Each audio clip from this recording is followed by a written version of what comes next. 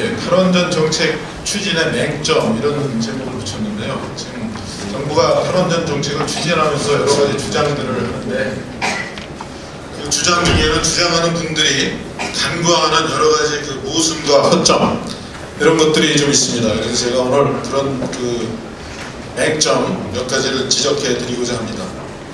먼저 정부가 탈원전 정책의 논거라고 주장하는 것들 대표적인 세 가지가 있는데요. 원전 사고가 치명적이다. 그 다음에 이제 원전에서 나오는 사용 후 해결료의 안전 처분이 불가능하다. 그 다음에 세계적으로 원전이 탈원전이 세계적인 추세이다. 이런 세 가지 논거가 있는데 이런 것들이 사실이 아니다. 불합리하다라는 걸 좀 말씀드리고, 그 다음에 이제 그 지난 2달간 정부에서 탈원전 정책을 합리화하기 위한 여러 조치를 실행을 했습니다. 그런 조치들의 대표적인 게 이제 전력 수요를 하향 예측하고 5년 내 전기료 인상이 없겠다는 그런 말씀들을 하셨는데 그런 것들이 어떤 문제가 있는지 말씀드리고, 그 다음에 지금 초법적으로 진행되는 신고리 569기 그 공론화 과정이 어떠한 법적인 문제가 있는지 설명드리고, 지금 그 실행 자체에 의해서 공론화위원회 운영 자체에서 이제 원자력 계획에 당면한 위험이 있는데, 그 대표적으로 이제 다음 달에 진행되는 그 전국 대학의 수시 입시에서 원자력공학과 지원 학생들이 대폭 줄 거라는 그런 문제가 있습니다. 이런 문제들을 좀 소개해드리고, 그다음에 이제 탈원전의 대안으로 추진되는 가스 발전과 재생에너지 발전 확대 정책에 어떤 문제가 있는지 이렇게 말씀드리고 결론 맺겠습니다. 말씀드린 대로 그 정부의 탈원전 정책 취지의 논거는 세 가지로 들을 수 있는데요.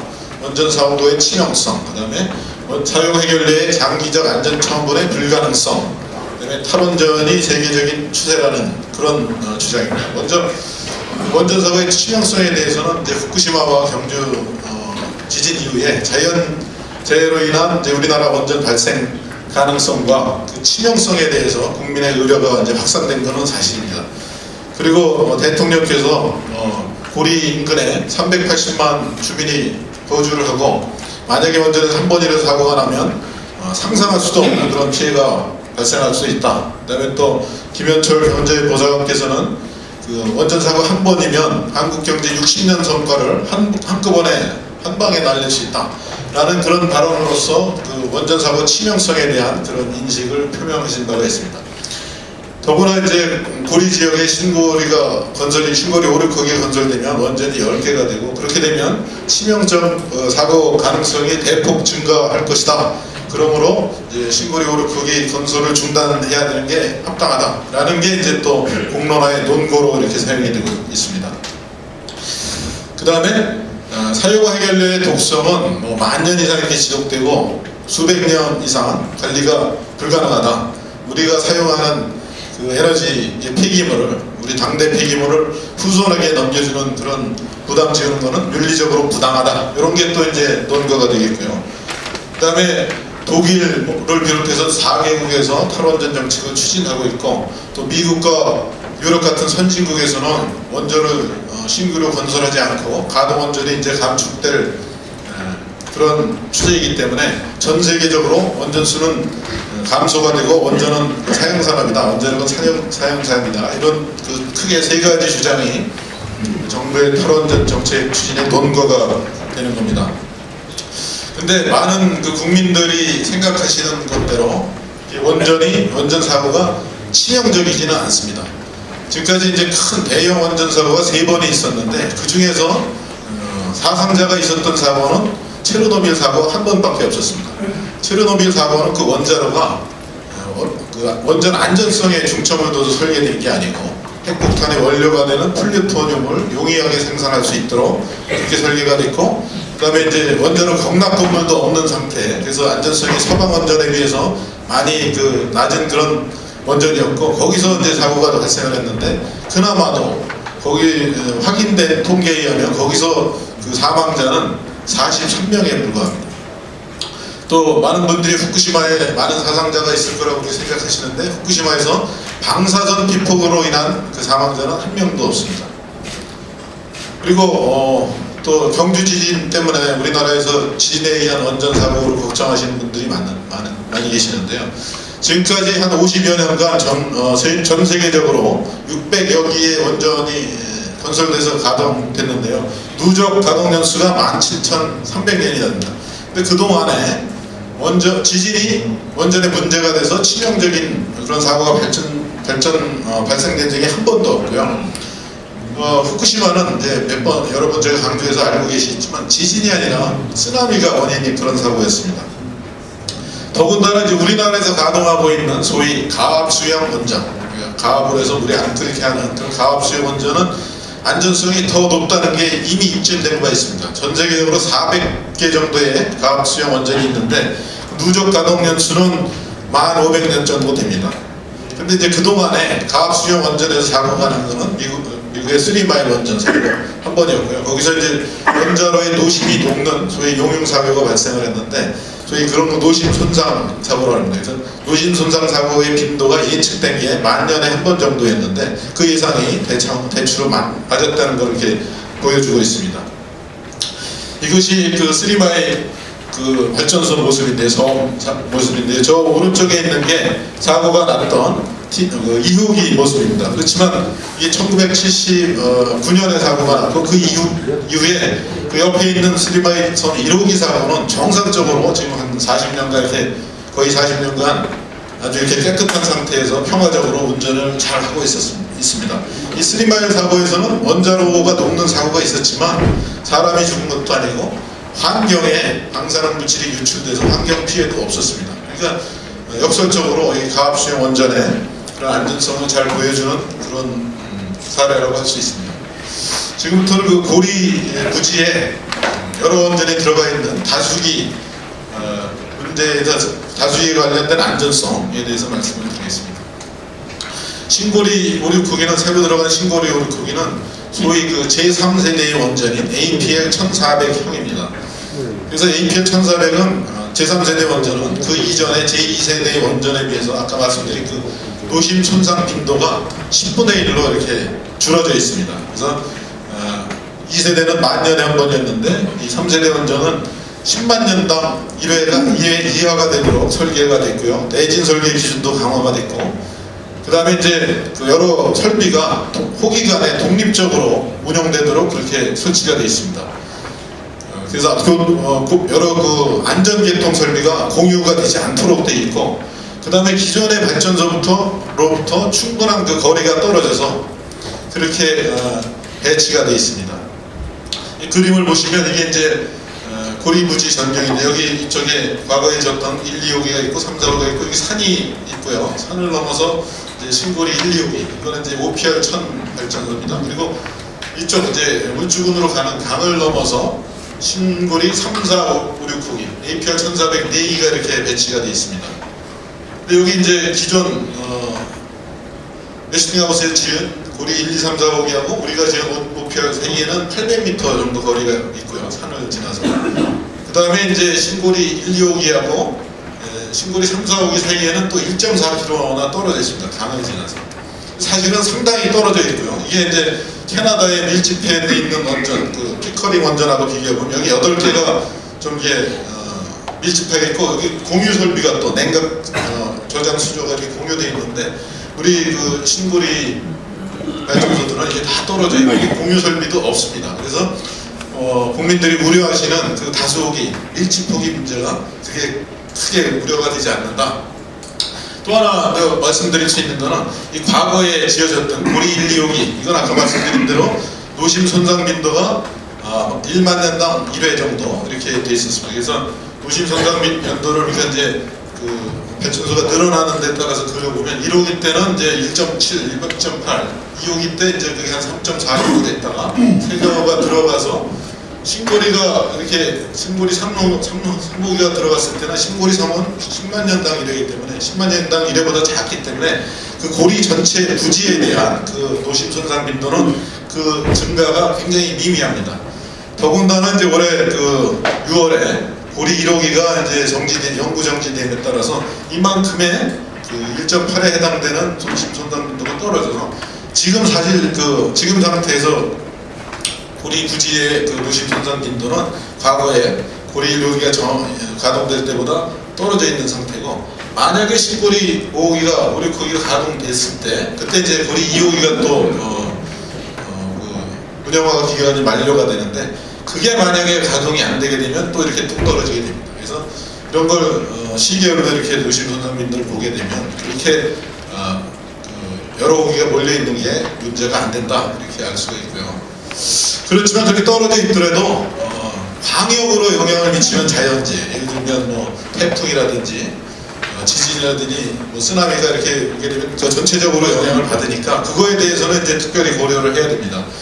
근데 이제 슈퍼 태풍 같은 것들은 우리가 수시간 전에 뭐 며칠 전, 하루 전에라도 이렇게 진행 방향과 속도를, 강도를 예측을 할 수 있어서 그 대비가 가능하고, 지진에 대해서는 이제 0.3지 뭐 규모 7에 대한 그 대비가 돼 있고, 해일에 대해서는 이제 우리나라에서 일어난 이력을 보면 83년에 그 동해안 일대 묵호나 임원에 이렇게 미쳤던 그 쓰나미가 한 4m 정도 높이가 됩니다. 근데 이거 역대는 그렇고, 그 예측을 해보면 최대 예측치는 이제 8m 정도 이렇게 예측이 되고요. 그래서 지금 대부분의 발전소가 부지고가 이제 9m 이상 돼 있고, 고리만 좀 이제 문제가 있어서 고리는 이렇게 10m 이상의 해안 방벽을 증축해서 쓰나미에 대해서도 잘 대비가 돼 있다. 그래서 광역 대비에 대해서도 잘 대비가 돼 있다, 이렇게 말씀드릴 수가 있습니다. 그 다음에 이제 사용호 해결료 발생과 처분에 대해서 좀 말씀드리겠습니다. 원자력 발전의 가장 큰 장점은 사용되는 연료가 굉장히 작다는 겁니다. 동일한 발전량을 달성하는 데 있어서 사용되는 연료가 작고 그만큼 폐기물도 작다는 건데, 우리가 100만 kW짜리 발전소를 1년간 가동해서 나오는 그 사용화 해결료를 이렇게 저장을 하려면 2m 그 공간만 있으면, 그러니까 4평방미터 면적에 100만 kW짜리가 사용한 1년 동안 사용한 사용화 해결료를 저장을 할 수 있어서 할 수 있고요. 그래서 지금 신고리 3호기부터는 그 60년 동안 발생되는 사용호 해결료를 전부 저장할 수 있는 그런 사용호 해결료 저장소도 갖추고 있습니다.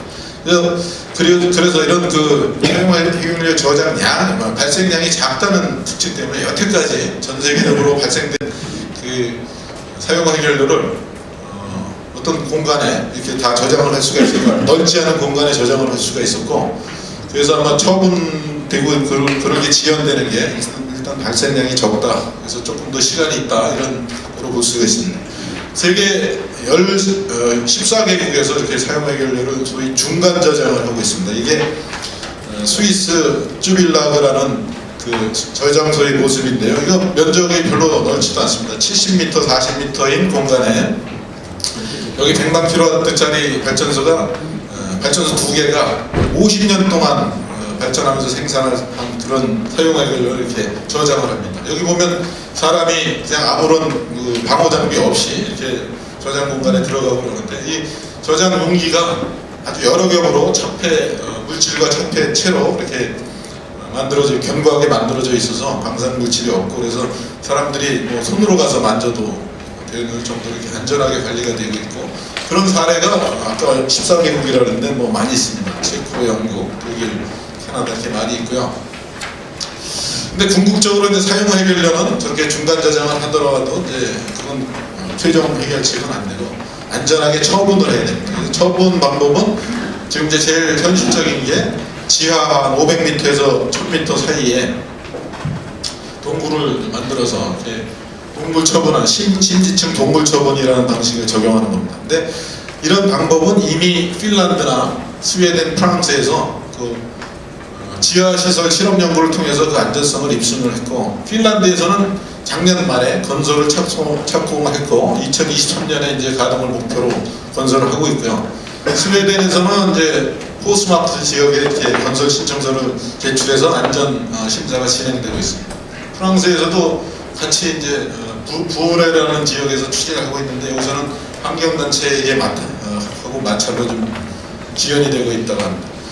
그리고 이런 심지층 동굴 처분 이외에 이제 또 소위 심부지 추공, 딥보홀이라는 방식인데, 이거는 굉장히 깊게 이렇게 지층으로 뚫는 겁니다. 4,000m 이상 풀어가지고 여기 이제 해결료 집합체를 여러 개를 누적시켜서 이렇게 처분하는 방식인데, 이건 지금 미국 샌디아 국립연구소에서 활발하게 연구를 하고 있고요. 궁극적으로는 이제 이런 사용 해결을 이렇게 묻어도 뭐 수만 년 동안 이렇게 방사선 분解하면서 열을 내고 방사선 물질을 유출시킬 가능성이 있는데, 이런 그 방사선 물질의 반감기를 줄일 수 있는 방법이 있습니다. 그거를 한 수백 년대로 이렇게 줄일 수 있는 방법인데, 그게 소위 핵변환이라는 겁니다. 핵변환이라는 건 장수면 핵종, 수만 년 이렇게 가는 오래된 핵종을 이렇게 깨서 작은 핵종으로 만들게 되면 이제 짧은 수명으로 바뀌게 되는데, 그런 기술들이 사실은 개발이 되고 그 요새 이제 논란이 되는 그 SFR 파이로 프로젝트이 그 이제 이런 목적으로, 핵변환 목적으로 이렇게 되고 있는데, 지금 탈원전 정책에 따라서 그 연구조차도 지금 수행되지 못하게 된 거가 참 유감으로 있습니다. 이 심지층 동굴 방식은 해결된 집합체를 이렇게 그 구리 캐니스터에 담아서 이렇게 이제 수분이 잘 침투하지 않은 벤토나이트라는 그런 흙으로 이렇게 덮고 동굴에다 동굴 이렇게 파묻는 방식입니다. 그래서 일단 깊이 있어서 그 자연으로 이렇게 천연 방법 기능이 있고, 그다음에 이제 공학적으로 이렇게 물이 잘 침투하지 못하도록 구리 캐니스터와 벤토나이트라는 물질로 이렇게 방벽을 치고 있어서 사실상은 그렇게 큰 우려가 안 되는 처음 방식이라고 볼 수 있습니다. 지금부터는 이제 탈원전이 세계적인 추세라는 그 정부 주장에 반하는 증빙을 몇 가지 보내드리겠습니다. 이게 이제 세계 원전 가동 원전 수의 증가 이력인데, 2014년부터 이렇게 증가되는 게 보이고 있습니다. 이거는 사실 어떻게 된 거냐면, 그 후쿠시마 사고 이전에 2011년 이전에 신규 시작된 게 보면 10개, 12개, 16개 있는데, 그것들이 이제 2015년, 2011년 이렇게 완공돼서 추가가 된 겁니다. 그 2011년에 후쿠시마 사고 이후에는 이제 그 건설 수가 약간은 줄어드는데, 아직도 63개 정도가 건설 중에 있고, 이것들이 이제 다 완성이 되면 계속 더 올라갈 그런 추세로 있습니다. 근데 이제 지금 현황도 그렇고 앞으로 이제 어떻게 될 건가를 예측한 전망을 보게 되면, 그 미국 에너지 정보국에서 작년에 에너지 전망 2016이라고 해서 낸 걸 보면, 제일 많이 증가할 발전원은 역시 이제 재생에너지고 연 2.9% 증가할 거다. 그 다음에 이제 가스 발전이 2.7% 증가할 거다. 그렇지만 원전도 이 다른 두 발전원에 비해서는 증가율이 낮지만 증가할 거다라고 예측을 해놨고요. 2.4%. 그 다음에 최근에 8월 7일에 국제원자력기구 IEA에서 또 원자력 발전 그 용량의 증가에 대한 전망을 내놨습니다. 여기 보면 이제 두 가지 전망을 내놨는데, 하나는 보수적인 거, 하나는 낙관적인 거 이렇게 내놨습니다. 보수적인 거에서조차 2050년까지 320기가와트, 즉 320개의 원전이 더 건설될 거다 이렇게 예측을 했고요. 낙관적인 전망에서는 2030년, 앞으로 이제 13년 후에 42%까지 증가할 가능성이 있다. 이건 이제 중국에서 그 대폭 원전이 증가할 그럴 예상을 바탕으로 한 겁니다. 각국의 원자력 정책을 보면, 이제 미국에서 최근 4개까지 건설하고 있다가 이제 2개로 줄었죠. 건설 중단해서. 지금 미국에서 중요한 거는 지금 40년 넘는 발전소들이 44개나 있는데, 얘들이 그 아주 잘 가동돼 있고, 그 소위 원전 이용률이라는 게 92%, 최근 3년간 평균 이용률이 92%나 될 만큼 아주 그 원활하게 잘 운영을 하고 있다는 거예요. 최근 우리나라에서는 그 이용률이 떨어져서 80%대로 떨어지는데, 미국은 우리보다 훨씬 이제 더 잘 이용을 하고 있고요. 중국에 대해서 조금 이따 두 페이지에서 말씀드리겠고, 영국은 이제 원전 제로 정책을 포기하고 원전을 재가동하려고 하고, 그 이유가 이제 가스 발전을 위한 발전 비용 증가, 이게 첫 번째 이유고, 두 번째는 이제 원자력 기술 인력을 유지하려고 하는 그런 게 또 그런 목적이 있습니다. 영국은 아까 정 장관님께서 말씀하신 대로 이제 우리 원전을 도입할 그런 계획도 갖고 있는데, 영국에서는 이산화탄소의 순 발생을 0으로 하자라는 그런 대전제하에 재생에너지 발전을 증가시키려고 하지만, 그 기저발전으로서는 이산화탄소 발생이 없는 원자력을 다시 확대해야 되겠다. 그래서 13개를 추진하고 있고요. 그다음에 이제 러시아에서는 뭐 7개 건설을 하고 있고, 또 이제 여러 나라의 수출을 추진하고 있습니다. 프랑스도 뭐 보도에 따르면 그 비중을 75%에서 50%로 줄인다 해서 원자력을 줄인다는 걸로 이제 많은 분들이 알고 계시면 실상을 보면 원전의 총 용량은 유지하는 채로 새로 이제 필요한 그 발전 용량을 재생에너지로 충당하겠다. 그래서 전체적인 비중은 축소하는 것처럼 보이지만 원전의 총 개수 용량은 유지되는 겁니다. 그래서 탈원전이라고 얘기할 수가 있고요. 스웨덴도 탈원전 국가라고 알려졌었지만 실제로는 스웨덴은 지금 있는 부지에 있는 발전소들은 충분히 다 쓰고 이제 그게 수명이 다하게 되면 새로 그 부지에 건설하겠다 해서 원전을 계속 유지하려는 그런 계획을 갖고 있습니다. 탈원전 국가로는 이제 네 나라 독일, 스위스, 벨기에, 대만인데 여기 사실 원전 다 합쳐보면 26개밖에 안 된대요. 우리나라에 있는 원전 수밖에 안 되고 중요한 거는 이런 탈원전을 하는 국가들은 원전의 건설 산업이 없습니다. 아까 산업 생태계, 원전 산업 생태계 말씀을 하셨는데 여기는 그냥 운영하는 그 회사만 있지 원전을 설계하고 건설하는 그런 부품을 공급하는 그런 원전 산업 생태계가 갖춰지지 있지 않는 나라이기 때문에 탈원전이 뭐 우리보다는 훨씬 부담이 없는 그런 나라라고 볼 수 있고요. 이 중에서 정말로 탈원전을 제대로 하는 나라는 독일밖에 없고 대만이 그 따로 하려고 그랬다가 이제 몇 주 전에 대정전 사태를 맞고 있었죠. 그 중국은 이제 그 1대1로 정책에 따라서 그 원자력 분리를 지금 발휘하고 있습니다. 그래서 지금 이미 36기로서 우리나라보다 더 원전이 많고 21기를 짓고 있고 계획 중인 게 이제 38기입니다. 그래서 2028년까지 58기가와트, 2030년까지 150개 원전이 들어섭니다. 이 동해안을 따라서. 그리고 중요한 거는 그 원전 분리에서 중국에서는 지금 11개 나라에 30개 원전을 수출하려고 그렇게 추진을 하고 있습니다. 근데 중국에는 우리나라 그 한수원 같은 회사가 큰 게 3개가 있습니다. CNNC, SNPTC, CGN. 그 각각의 회사들이 경쟁하면서 다른 노형으로 이렇게 수출을 하고 있습니다. 우리나라에서 만약에 이제 탈원전이 추진이 되게 되면 이런 수출 경쟁력에 있어서 이 중국 세 회사에 비해서 거기에 많이 떨어지게 될 겁니다. 그 다음에 이제 정부에서 최근에 수행한 탈원전을 합리화하는 조치 그중에 대표적인 게 이제 제8차 전력수급 계획에서 그 최대 발전 예측 수요를 이제 낮춰잡은 겁니다. 그래서 2018년에 각각 이제 그러니까 내년 거로 5.5기가와트 낮춰잡고 2030년에는 11.기가와트나 낮춰잡아서 이게 이제 여기 본 게 이게 7차 계획에 따른 건데 지금 이렇게 점으로 표시된 대로 이렇게 하향 조정을 했습니다. 이게 지난번에 그 5차 계획 때 보라색으로 잡아놓은 그런 계획 수준을 따라가고 있습니다. 근데 여기서 지금 맹점인 게 이 수요 예측을 할 때 GDP 성장률이 3%에서 3%대에서 2%대로 낮춰질 거다. 그게 이제 근간인데 그거는 뭐 어느 정도 합리적일 수 있습니다. 그렇지만 여러분들이 다 예상하듯이 앞으로 이제 4차 산업혁명이 이제 실현이 되고 그러면 전기차 많이 늘어나고 이제 뭐 사물 인터넷에 따라서 이제 전전화 가정, 이게 모든 게 전기로 되는 그런 가정들이 늘어나고 뭐 빅데이터, 인공 서버 이런 거 쓰기는 전력 수요가 늘어날 게 분명한데 그런 것들은 이제 이 계획에서 반영이 안 됐다는 그런 문제가 있습니다.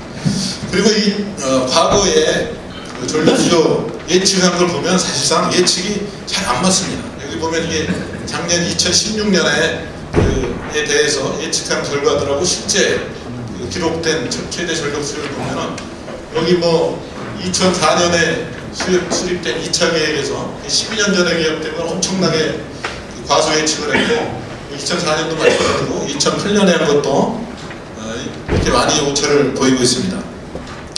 그러니까 지금 8차 계획한 것도 나중에 10년 뒤 있게 되면 굉장히 그 과소 예측을 할 그런 우려가 많고요. 그런 게 사실 그 역사적인 사례로 그 과거 기록을 보면 이미 입증되어 있습니다. 이게 우리나라 그 전력 예비율의 변동인데 이게 굉장히 전력력이 높아가지고 발전소를 덜 져서 전력 예비율이 떨어졌다가 다시 이제 또 모자라서 더 졌다가 떨어졌다 이런 그 주기적인 경향이 2번이 나타났는데 여기 잘 보면은 공급 과잉이 있었을 때 여기 보면 이제 이렇게 높았을 때 8년 뒤에 설비 부족 사태가 났습니다. 그래서 이제 이런 게 두 번 그렇게 딱 3년 있다 회복이 되는데 이런 게 2011년에 우리 순환 정전 사태가 있었는데요.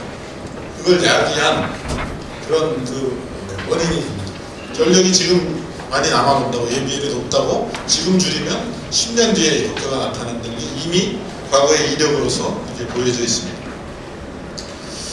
그리고 또 하나 저희가 의혹을 갖고 있는 게 지금 이렇게 김무성 의원실에서 조사에서 나왔지만 그 인위적인 어떻게 보면 인위적일 수 있는 급전 지시 의혹입니다. 올해 세 번의 급전 지시가 있었는데 특별히 지난 7월 20일 날은 사상 최대인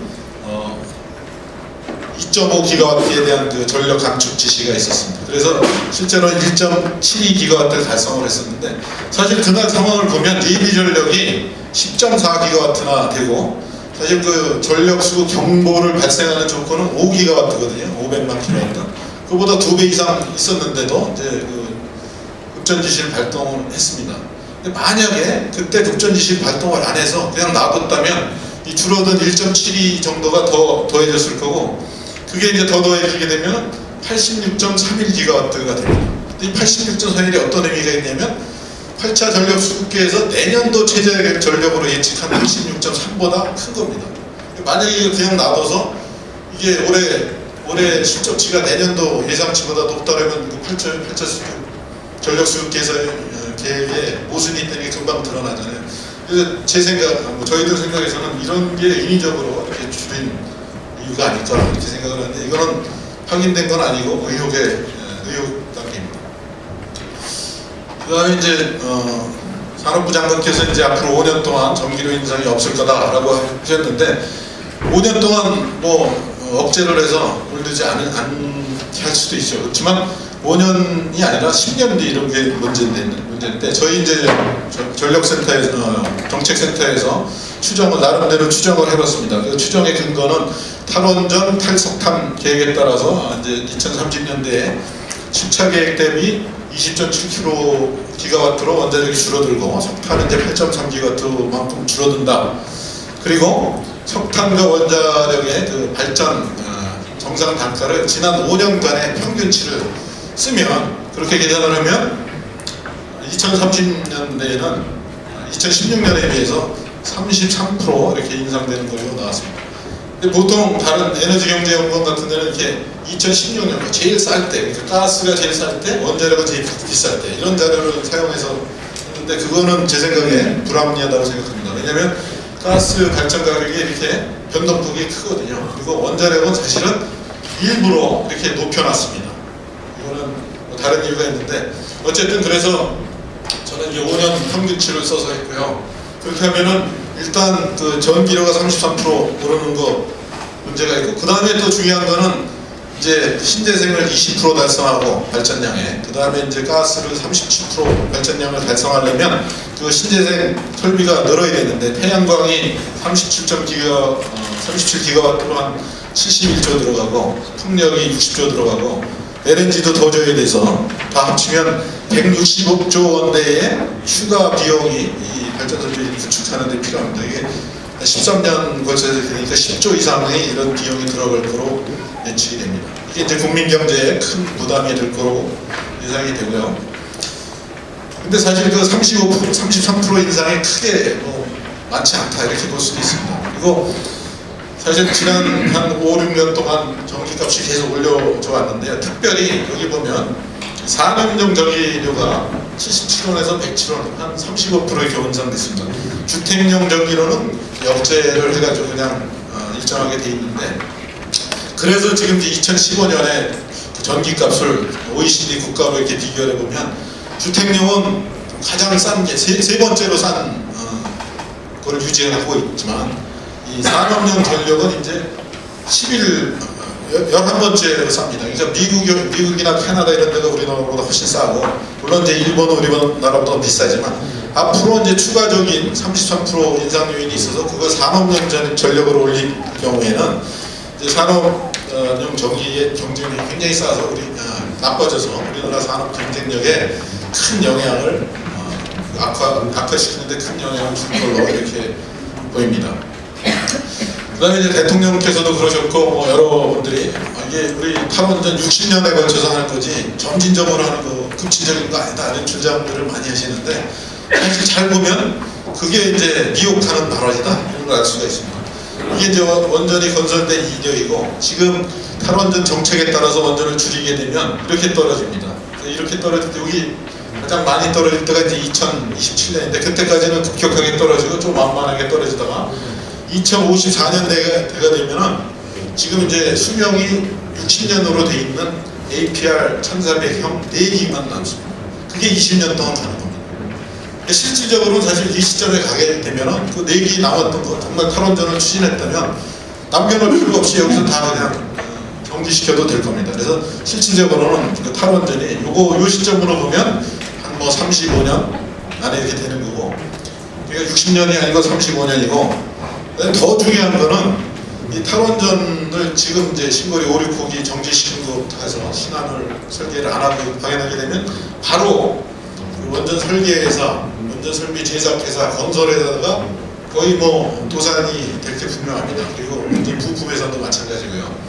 근데 우리나라에서는 이제 원전 운영하는 회사, 운영이 이제 한수원에서 하고 있고, 이제 건설하는 그런 산업이 있는데, 건설 산업이 고용 유발이 18,000명, 20% 차지하고 있고, 생산 유발도 28%로 차지하고 있습니다. 이게 이제 탈원전을 하는 다른 국가하고 차이입니다. 이런 게 붕괴되고, 아까 또 정 장관님께서 말씀하신 대로 수출 기회가 이제 무산이 되는 거예요. 그 산업 생태계가 붕괴가 되기 때문에 영국에서 그런 지금 러브콜이 오는데 그거 받지도 못하고 그런 일자리와 그 외화 획득을 할 수 있는 아주 중요한 기회가 성숙된 원전 산업으로 가능한데 그게 이제 무산이 되는 게 탈핵, 급진적 탈핵의 어떤 더 큰 문제라고 볼 수 있습니다. 그 지금부터는 이제 그 신고리 5, 6호기 공론화가 진행되는 이 어떤 법적 문제가 있는가 말씀을 드리겠습니다. 우리나라 이제 에너지법은 안정적이고 효율적이며 친환경적인 에너지 구조를 실현하기 위해서 이렇게 에너지법이 만들어져 있고요. 여기 보면 이제 에너지위원회를 설치하게 돼 있고 에너지위원회들은 이런 것들을 논의한다 이렇게 돼 있습니다. 거기에 1조에 보면 10조 1항에 보면 에너지 기본계획 수립과 변경에 대해서 논의하게 돼 있고 6조에 보면 에너지와 관련된 사회적 갈등의 예방 및 해소 방안에 대해서도 논의하게 돼 있고 원자력 발전 정책에 관한 사항에 대해서도 논의하게 돼 있고 신고리 5, 6호기를 중단하는 건 이 세 개에 다 해당되는 얘기입니다. 이 2차 에너지 기본 계획이 2014년 11월에 그때 만들어졌는데 그때 보면 여기 이제 원전을 그 설비를 2035년에 29%로 할 거다 하겠다. 그 다음에 이제 그러려면 7기가와트를 더 지어서 43기가와트를 만들어야 됩니다. 그래서 이런 기본 계획에 따라서 신고리 5, 6호기가 이제 건설이 되고 있는데 그걸 만약에 중단을 하려면 에너지 기본 계획을 먼저 바꿔야 되고 그 다음에 이게 또 주민의 갈등을 야기하는 상황이니까 또 에너지 위원회 시행이 거쳐야 되고 원자력 발전 정책에 관한 사항이니까 당연히 원자력 에너지 위원회를 열어서 거기서 이제 대통령께서 사실 선거 공약으로 제시하겠다. 그 신고리 5, 6호기 취소를 하고 이제 탈원전 공약을 정책화한 다음에 그 다음에 뭐 구체적인 그 중단을 추진하셨어야 되는데 이런 그 기본적인 법에 정해진 절차가 위반됐다는 점에서 초법적이다 이렇게 얘기할 수 있습니다. 그 다음에 그것도 인정을 할 수 있는데 사실 이제 신고리 5, 6호기 공론화가 국무총리 훈령에 의해서 지금 이제 설치되고 운영이 되고 있습니다. 근데 이제 당초에 그 훈령 만들 때 생각을 했던 거는 거기 시민 매심원단을 이제 구성해서 거기서 나온 결정을 최종 결정을 하겠다. 라고 이제 이렇게 계획을 하고 준비를 했었는데 요새 이제 말이 좀 바뀌었어요. 이 초법적이라는 지적이 있으니까 시민 배심원단이 아니라 시민 참여단이고 여기서 나오는 결정은 그냥 정부에 권고하겠다 이렇게 말을 바꿨는데 사실은 그것도 말이 안 되는 게 거기 이제 훈령을 보면은 제1조에 이렇게 돼 있습니다. 이 훈령은 신고리 원전 건설 중단 여부에 관하여 공론화를 통한 결과를 도출하겠다. 건설 여부, 중단 여부에 대한 결과를 도출하겠다는 게 이 신고리 5, 6호기 공론화위원회의 위상입니다. 역할이 딱 정해져 있기 때문에 원래 1호가 이게 이제 결론을 도출하는 거였었고 몇 번 이렇게 말을 바꿨지만 결국 대통령께서 지난 100일 회견에서 분명히 또 말씀을 하셨습니다. 원래는 공약은 그냥 100% 100%였지만 공론화위원회 논의 결과를 봐가지고 그거를 100% 수용하겠다. 이거는 공론화위원회 결과가 나오면 그대로 이제 수용을 하겠다는 게 현재 입장입니다. 그래서 에너지위원회 심의를 거치지 않고 공론화위원회를 통해서 신고리 오르크의 운명을 결정하겠다는 것은 위법적이다, 이런 말씀을 드릴 수 있습니다. 그 다음에 공론화위원회가 운영되는 과정에서도 그 공정성 시비가 있습니다. 대표적으로 산업부에서는 뭐 장관 발언, 그다음에 또 정부의 또 경제비서관의 질타, 그다음에 강화부 1번가 이런 데 보면 일방적으로 탈원전 정책에 대해서 홍보를 하고 있는데 그 산하기관인 한수원, 또 이제 미래과학부의 그 산하기관인 한국원자력연구원, 이런 데서는 홍보조차 못하게 막고 있습니다. 그래서 자료가 많은데, 홍보할 수 있는 자료가 많은데 그거를 쓰지 못하게 해가지고 하고 있고, 또 이제 원자력연구원 같으면 그 아까 말씀드린 SFR 파이로 이런 거 예산을 가지고 거기서도 원자력에 대한 홍보를 하는 거를 막고 있습니다. 그래서 지금 탈원전이 부당하다, 그 얘기를 할 수 있는 거는 비교적 자유로운 교수들밖에 없습니다. 근데 사실 제가 아까 그 원자력 정책센터를 맡고 있다 그랬는데, 그거 원자력 정책센터를 맞아서 한수원의 그 뭐 나팔수 역할을 한다, 또 이렇게 비난을 하면서 저희도 이제 압박을 좀 하고 있습니다. 예산도 이미 벌써 조사에 착수했고요. 그런 식으로 좀 그 비민주적인 그런 행태가 좀 있습니다. 근데 지금 이제 신고리 오르코기 그 공론화가 진행되면서 여러 가지 이제 문제가 있을 수 있는데, 그 대표적인 게 저희가 아까 말씀드린 이제 수시 입시에서 전국 원자력공학과가 이제 대폭 피해를 받을 겁니다. 9월 13일, 15일 이때 이제 수시가 마감이 되는데, 공론화위원회 활동이 진행되는 것만으로서 전국 고등학교 학생들이 원자력에는 미래가 없다 생각하고 지원을 안 할 거거든요. 그래서 저희는 이 초법적으로 진행되는 공론화위원회 활동이 우리 대학의 경우에는 즉각적인 위협이 될 수 있다고 생각해서 이제 법원에 제소를 한 상태이고요. 그다음에 뭐 경제적인 주민의 경제적인 피해, 그다음에 건설에 참여하는 업체들의 피해도 있을 수 있습니다. 그다음에 이제 신재생하고 가스 발전, 탈원전 때문에 추가로 도입되는 문제에 대해서 말씀드리면, LNG 가격은 지금 이제 셰일 가스가 많이 늘어나서 공급이 좀 다행된 상태에 있고, 그래서 당분간은 이게 올라가지 않을 거라고 예상이 된답니다. 그렇지만 장기적으로 보면 올라갈 게 분명하고, 그래서 이제 전기료가 올라갈 것이고, 그 다음에 또 문제는 이렇게 올라간 전기료가 어디로 가느냐, 그 이익이 어디로 가느냐, 또는 민간 가스 발전사들의 수익으로 간다, 이런 것도 어떻게 보면 중요한 문제의 하나로 볼 수 있습니다. 공기업의 이익으로 가는 게 아니라 사기업의 이익으로 간다. 그다음에 또 LNG 발전의 경우는 90%가 외국으로 나가는데, 그 이제 국내의 그 재화가 밖으로 나가는 게 문제가 있고, 그다음에 탈원전이 실현되면 11조 정도의 LNG 추가 수입이 필요합니다. 이거는 무역의 순이익이 손실되는 겁니다. 그만큼 우리가 11조 정도를 벌으려면 한 수출을 200조 정도 더해서 이제 수익률을 한 5%로 한다고 그랬을 때 이만큼 더 수출을 해야지 11조, 12조를 만회하는데 이게 어려운 일이라고 생각되고요. 또 문제는 이제 이산화탄소가 원자력과 대체하면 가스가 이산화탄소가 많이 발생한다는, 40배 이상 발생한다는 문제, 미세 응축먼지가 나온다는 거. 그다음에 이제 가스는 한 2개월 정도밖에 비축을 못하는데, 그럼 저장 탱크도 더 만들어야 되고, 그다음에 이제 정세 불안에 따라서 그 에너지 안보가 이렇게 취약될 수 있는 문제가 있습니다. 재생에너지는 뭐 확대하는 게 좋지만 그 재생에너지 확대하기 전에 여러 가지 그 환경 영향에 대한 평가를 먼저 하는 게 필요하다고 생각합니다. 이게 이제 며칠 전에 보도가 됐는데, 산을 이렇게 깎아가지고 민둥산을 만들어서 태양광 발전 시설 설치하려고 했는데, 이게 뭐 법규를 위반했는데 벌금이 뭐 50만 원밖에 안 된다, 이런 보도가 있었습니다. 이게 그냥 법규 정비 없이 놔두면 국토의 난개발이 일어날 수 있습니다. 그래서 그런 것들을 해야 되고, 지금 뭐 공유 수면이라든지 논에다 이렇게 또 설치하려고 그러는 태양광 시설 설치하려고 그러는 게 있는데, 그게 환경에 어떤 영향이 있는지 먼저 그 조사를 하고, 확대하는 게 필요할 거다 이렇게 생각되고, 우리나라는 이제 땅이 좁기 때문에 결국 태양광 시설이 늘어나게 되면 태양광 시설을 설치할 토지의 지가가 올라갈 가능성이 높습니다. 그래서 저쪽에서 얘기하는 자꾸 이제 기술이 발전해서 태양광 발전 비용이 떨어질 거다라는 그런 예측도 사실 어떻게 보면 근거가 없다 이렇게 말씀드릴 수 있습니다. 그다음에 이제 태양광 패널을 만들고 폐기하는데 환경위에도 만만치 않으니까 이런 것도 철저히 조사를 한 다음에 안전한 거로 평가가 된 다음에 이렇게 확대를 시키는 게 맞다고 그랬습니다. 그래서 지금 제가 몇 가지 말씀을 드렸는데, 일단 이제 원전 사고의 치명성을 과도하게 강조하고 사용화 연료가 안전하게 관리가 될 수 있는 사례가 또 있고 가능성이 있는데 이걸 무시하고 세계적인 그 원자력 지속이용 전망이 무시된 채로, 그다음에 이제 여러 가지 원자력의 그 안전등 안전성, 공급 안전성 등등을 무시하고 탈원전 정책을 결정한 게 불합리하다.